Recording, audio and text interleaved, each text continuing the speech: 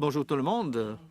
Et suite à ce que disait Martin, c'est clair que les Canadiens ont bâti une fondation extraordinaire pour notre pays ces 150 dernières années. Et nous sommes là parce que nous nous préoccupons pour l'avenir, les 550 prochaines années de notre pays. Mais le fait est qu'il y aura une forte influence de l'innovation, et les choix de l'innovation que nous faisons aujourd'hui vont avoir un effet non seulement sur la qualité de vie de nos enfants, nos petits-enfants dans les années à venir, mais cela va avoir un effet également sur les contributions du Canada au monde.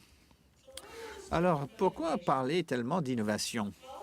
Eh bien, c'est l'innovation qui alimente les progrès humains, le bien-être. Cela permet à nos sociétés de réussir sur le plan économique et social.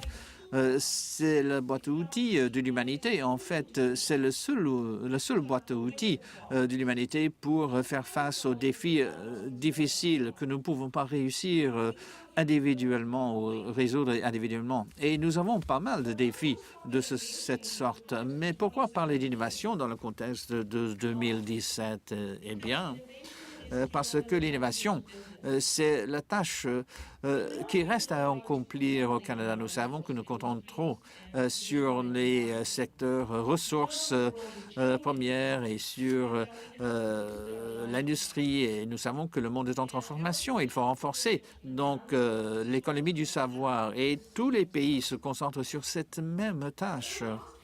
Mais ces dernières années, le rendement du Canada a traîné un peu derrière quant à certains indicateurs d'innovation, parce qu'il y a d'autres qui font plus et parce que le monde de l'innovation devient beaucoup plus complexe. La rapidité du changement commence à s'accélérer et la montée simultanée de l'Inde, de la Chine, du Brésil et d'autres pays comme économie du savoir et la capacité d'innovation qu'ils envoient sur la scène mondiale avec leurs nombreux travailleurs qui partent travailler. C'est étonnant. Mais pourquoi choisir l'innovation comme priorité? Est-ce que nous ne faisons pas déjà ce qu'il faut faire? Eh bien, l'innovation, ça arrive rarement par défaut. Et nous sommes dans le mode défaut où nous prenons comme acquis l'innovation et ça va assez bien, l'économie ça va assez bien et on pourrait dire que bon, le monde que nous connaissons reste intact, nous n'avons pas besoin de faire grand-chose de spécial pour promouvoir l'innovation, mais ce n'est pas le cas. Et il faut être très clair que, indépendamment de comment nous décidons d'utiliser notre temps, d'allouer nos ressources, il y a d'autres pays qui choisissent l'innovation de manière agressive, qui investissent dans l'éducation de leur population, lancer de nouvelles entreprises, créer de nouveaux secteurs industriels. La complaisance est dangereuse. Quelqu'un d'autre pourra décider de votre sort. Il y a une deuxième raison pour laquelle nous devons prêter attention. L'innovation est mue par les êtres humains. Nous avons des gens formidables, mais ils sont peu nombreux. Et nos gens sont éparpillés sur un grand territoire.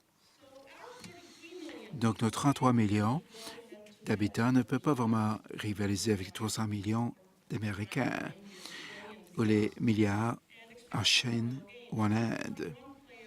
C'est comme si l'on avait un joueur contre une équipe complète. Nous devons innover de façon plus astucieuse, stratégique. Il nous faut un plan. Nous ne pouvons pas fonctionner en mode de défaut. Pourquoi est-ce mon problème, dites-vous? Est-ce un problème pour le gouvernement? Non.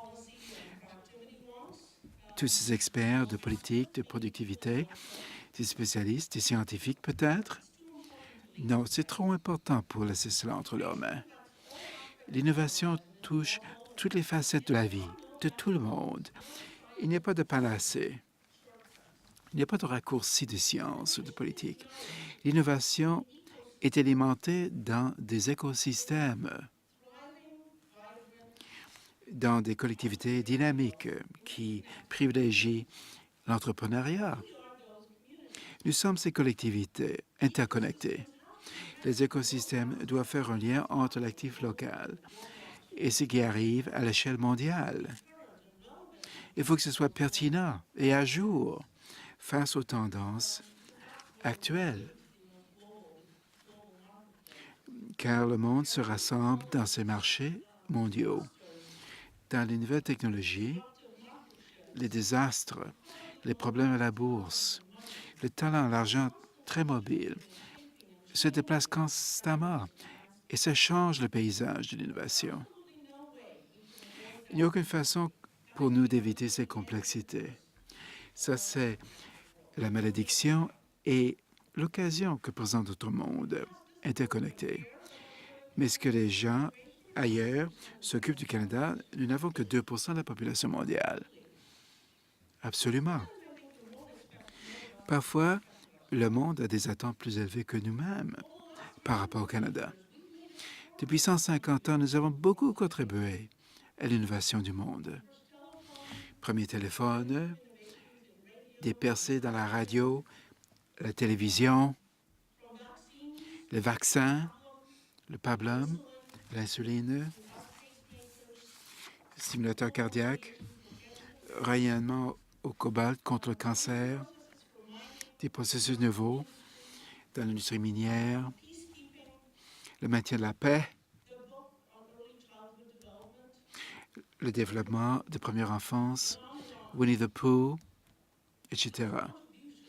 Ces contributions ont amélioré la vie de millions de gens. Et nous sommes donc respectés à l'échelle mondiale. Le Canada est un pays de nos jours où il y a de grands privilèges et de grandes occasions à saisir.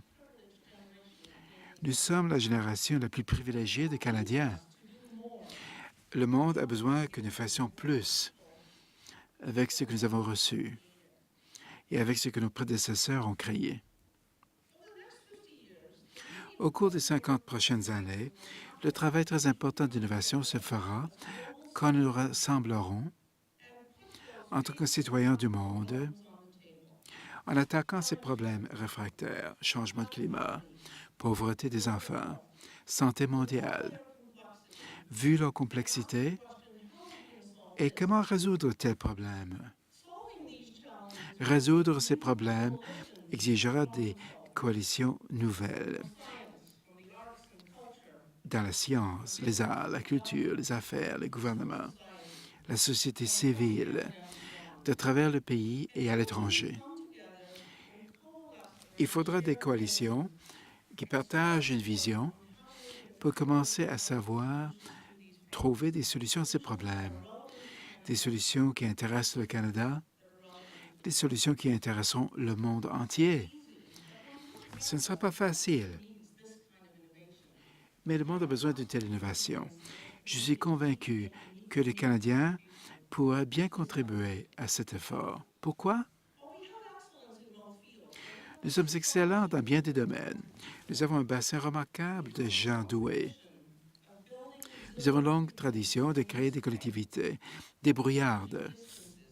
Nous avons franchi des distances, survécu au froid. Nous occupons les uns des autres. Nous accueillons les nouveaux venus.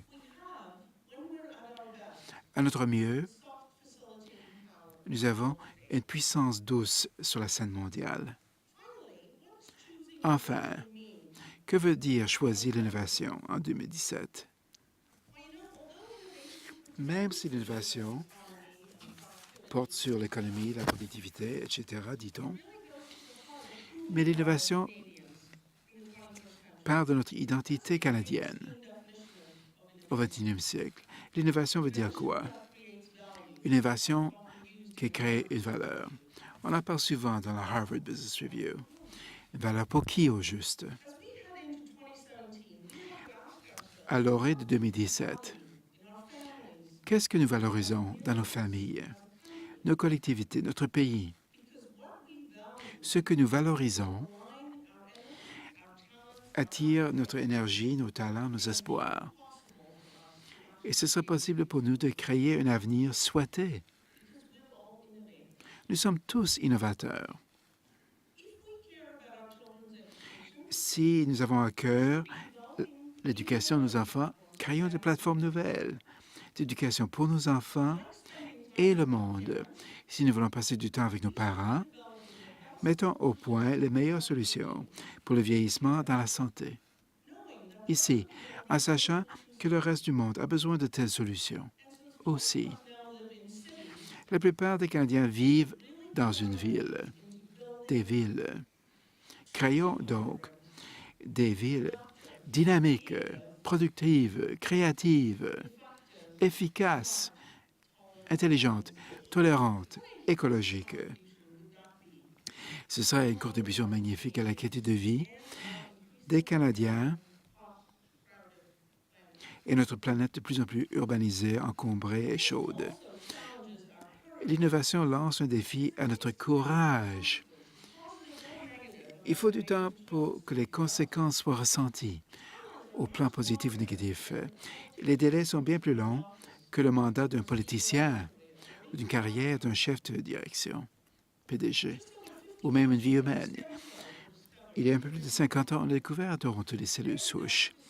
Aujourd'hui, cette découverte permet de transformer les traitements. Mais le plein potentiel du champ ne sera connu que dans 50 ans, 80 ans. L'innovation nous demande de voir les choses à long terme. Ce n'est pas facile. Le monde est impatient et a une durée d'attention très courte. Mais ce n'est pas seulement ce que nous choisissons de faire d'ici 2017 qui pourra avoir un effet pendant des décennies à venir. Il s'agit aussi de savoir ce que nous choisirons de ne pas faire d'ici 2017. Faute de courage de faire des choix à long terme et que nous avons choisi des solutions faciles à court terme. Les gens qui ont bâti le Canada ont vu les choses à long terme. Nous en avons bénéficié. Ferons-nous de même pour prioriser l'innovation? Merci. Je vais revenir un peu sur vos propos. Vous avez parlé du Canada. Est-ce que quelqu'un s'occupe de ce que fait le Canada? Est-ce que le monde s'occupe de notre innovation? Je crois qu'il y a au moins 350 000 Canadiens dans le sud, dans la vallée. Que pensez-vous à l'avenir? Bien sûr, bien des gens s'intéressent aux Canadiens et les engagent et les rémunèrent très bien. À long terme, ça veut dire quoi? Les Canadiens font ce qu'ils font au mieux et contribuent partout au monde. Un des grands changements dans le paysage de l'innovation mondiale, c'est que c'est vraiment un jeu à l'échelle mondiale. Notre devoir, notre occasion, c'est de contribuer à ce tissu plus complexe d'innovation en sachant que ces Canadiens, où qu'ils soient, seront ambassadeurs avec un lien émotif très fort. Ces gens et s'intéressent des contributions canadiennes au monde. Très bien, merci beaucoup.